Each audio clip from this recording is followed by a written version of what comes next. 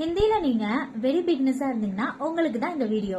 ஹிந்தில ஆமா அப்படிங்கறத ஹா அப்படின்னு சொல்லணும். உங்ககிட்ட யாராவது கொஸ்டின் கேட்டா நீங்க ஆமா அப்படின்னு சொல்லணும் அப்படின்னா ஹா அப்படின்னு ஒரே வார்த்தையில பதில் சொல்லலாம்.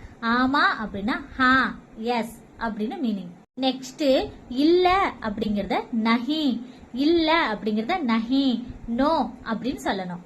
நெக்ஸ்ட் நல்லது ஓகே அப்படிங்கறத ஹிந்தில அச்சா, அச்சா அப்படின்னு சொல்லணும். அச்சா அப்படின்னா நல்லது, ஓகே அப்படின்னு அர்த்தம்.